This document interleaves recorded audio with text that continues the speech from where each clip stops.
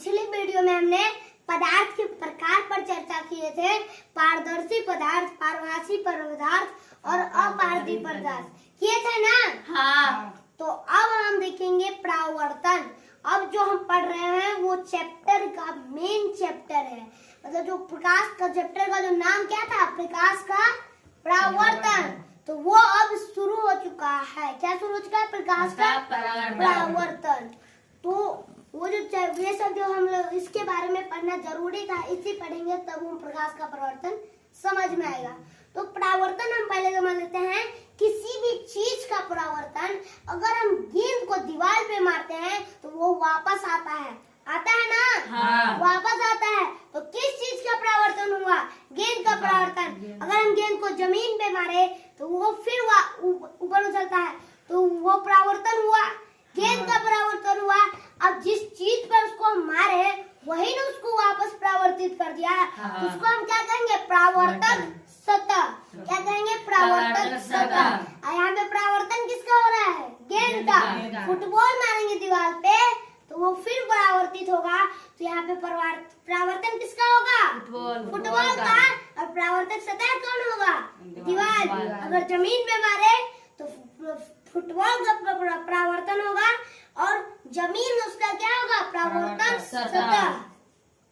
तो हम इसको देख लेते हैं, लेकिन हमको परावर्तन, फुटबॉल का परावर्तन नहीं, गेंद का परावर्तन नहीं, किस चीज का परावर्तन पढ़ना है? प्रकाश का परावर्तन। तो प्रकाश का परावर्तन किस चीज से होता है? कांच से होता है? नहीं ना। कांच को तो आर पार निकल जाता है, लेकिन ये हम मान लिए कि ये कांच है। अगर हम इसी कांच को इस साइड से रंग दें, क्या करें? रंग दें, तो अब ये क्या हो गया? अब ये परावर्तक करेगा, सबको परावर्तन करेगा। तो हम ये देख रहे, इसका जो अब हम इसको जब रंग देंगे कांच को, तो इसका नाम जो हो जाएगा वो क्या हो जाएगा? समतल। इसका नाम हो जाएगा दर्पण। इसका नाम हो जाएगा दर्पण। इस पे प्रकाश की किरण आएगी तो इसको परावर्तित कर देगा। प्रकाश की किरण आएगी तो इसको ये क्या करेगा? परावर्तित कर देगा।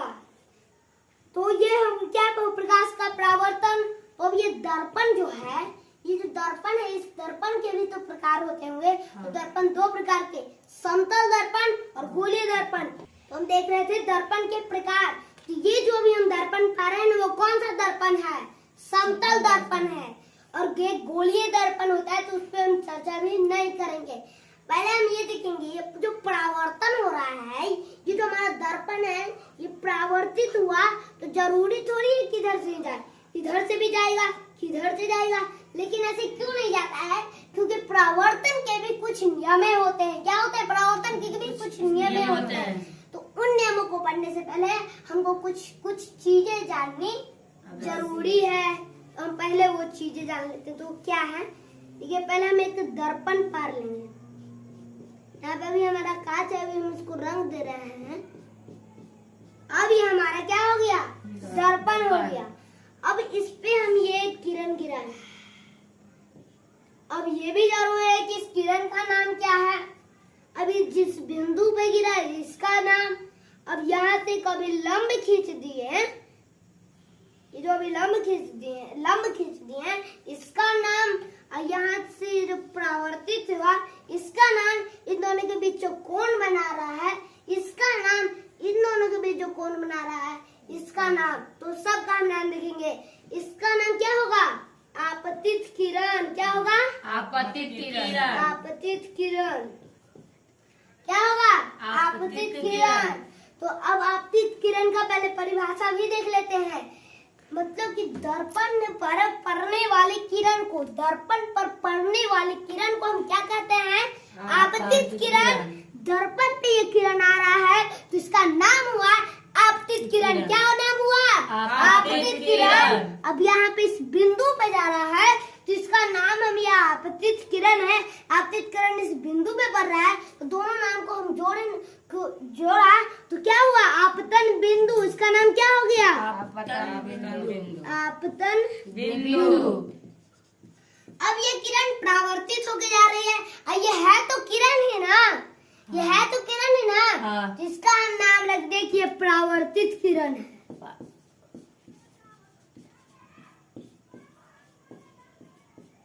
ये लंब है और आपतन बिंदु से खींचा हुआ लंब है, तो इसका नाम हम क्या रख देंगे? अभिलंब। अब इन दोनों के जो बीच कोण बन रहा है, या आपतित किरण और विलंब के बीच कोण को क्या कह देंगे हम? आपतन कोण। अब इन दोनों के बीच जो कोण बन रहा है, इसको हम कह देंगे परावर्तन कोण। अब इसका हम सबका नाम लेंगे, तब सबका परिभाषा बताने के बाद हम तुमसे सबका परिभाषा पूछेंगे भी। तो आपतित किरण, दर्पण के सतह पर पड़ने वाली किरण को आपतित किरण कहते हैं। दर्पण पर पड़ने वाली किरण को आपतित किरण कहते हैं। दर्पण पर पड़ने वाली किरण को क्या कहते हैं? आपतित किरण। अब ये जिस बिंदु पे पड़ेगा उसको हम आपतन बिंदु कहेंगे। तो आपतन बिंदु का परिभाषा, जिस दर्पण के जिस बिंदु पर आपतित किरण आकर पड़ती है उसे क्या कहेंगे? आपतन बिंदु। ये आप मतलब कि दर्पण के जिस बिंदु पर आपतित किरण आकर पड़ती है उसे आपतन बिंदु कहते हैं। क्या होता है? दर्पण के जिस बिंदु पर प्रकाश की किरण आकर पड़ती है उसे हम आपतन बिंदु कहते हैं। और अभिलंब, आपतन बिंदु से खींचा हुआ लंब, आपतन बिंदु से खींचा हुआ लंब को हम अभिलंब कहते हैं। अब परावर्तित किरण, दर्पण से परावर्तन के बाद जाने वाली किरण को परावर्तित किरण कहते हैं। कौन सी किरण कहते हैं? परावर्तित किरण। इन दोनों, अब आपतन कोण का परिभाषा, आपतन कोण का परिभाषा, आपतन कोण वो है, आपतन कोण आपतित किरण और अभिलंब के बीच बने कोण को आपतन कोण वो कहते हैं। अभिलंब और आपतित किरण के बीच बने कोण को आपतन कोण कहते हैं। अब अभिलंब और परावर्तित किरण के बीच बने कोण को परावर्तन कोण कहते हैं। अभिलंब और परावर्तित किरण के बीच के कोण को परावर्तन कोण कहते हैं। अब जहाँ से परावर्तित हो रहा है इसका भी तो नाम होगा ना, इसका नाम होता है परावर्तक सतह, परावर्तक सतह। अब ये रंगा हुआ है तो इसका भी नाम होगा, इसका नाम क्या होता है? रजतित सतह। क्या नाम होता है? रजतित सतह। अब जो हम गोले दर्पण के भी प्रकार होते हैं तो उनका परिभाषा हम इन्हीं दोनों पर निर्भर होता है, इसीलिए मैंने इसको बता दिया, नहीं तो इसका कोई उतना जरूरी नहीं है। तो ये जो जिससे परावर्तन हो रहा है उसे परावर्तक सतह, और जिस रंगे हुए भाग को अब रजतित सतह। तो हमने अभी सारी चीजें पढ़ ली, तो अगले वीडियो में हम परावर्तन के नियम, परावर्तन के प्रकार और आगे सारी चीजें हम अगले वीडियो में देखेंगे। तब तक के लिए जय हिंद।